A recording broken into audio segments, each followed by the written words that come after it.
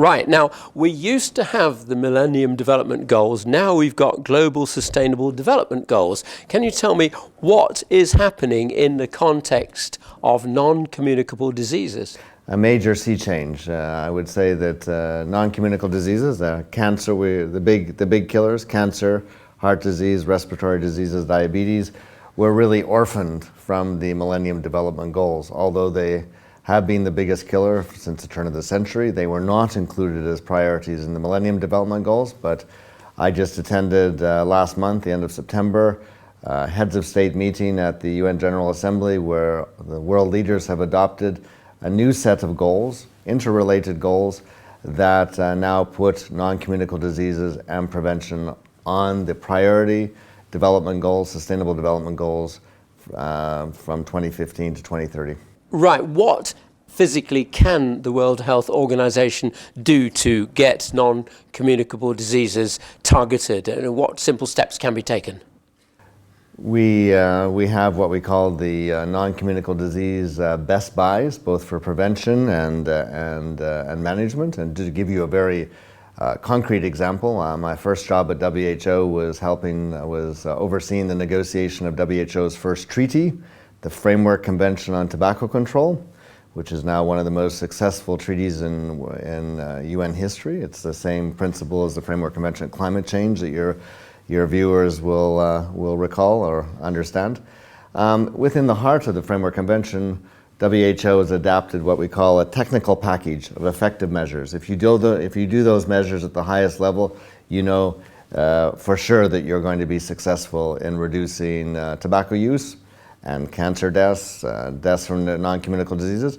Empower, what it represents is P, completely protecting populations from exposure to tobacco smoke, so complete bans on smoking in all public places and workplaces.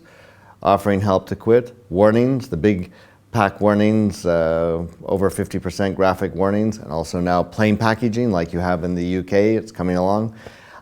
Complete bans of all forms of advertising, promotion, sponsorship is the E. And finally, raising taxes and prices. These are a formula for success. The only country in the world that has a perfect score in the world is the country we're sitting in today, Turkey. The only country in the world that has a perfect Empower score at the highest level of achievement. Right, that's great.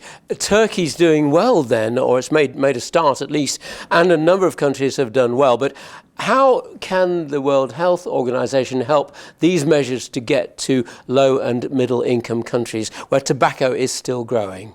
Our target of our work, of course, we work with all of our 194 member states, high-income countries and low and middle-income countries. Our target, though, where our offices are and where our focus of attention is in developing countries.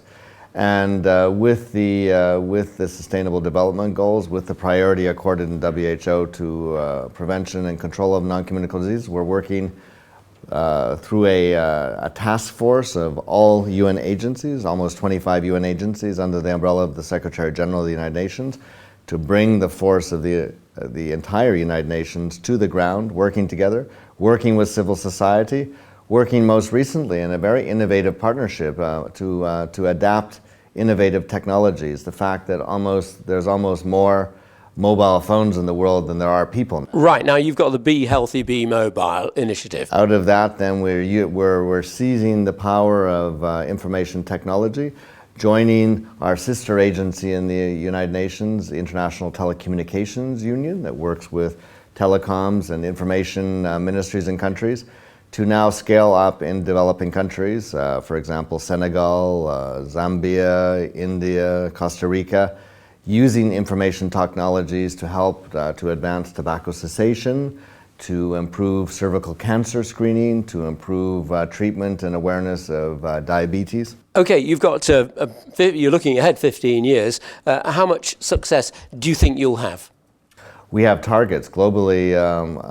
Globally, I would say there are now targets, both the WHO member states and the UN member states have achieved. There's a target for the world community under the Sustainable Development Goals of reducing premature mortality from non-communicable diseases by 1/3 by year 2030. So that's 2015 to 2030.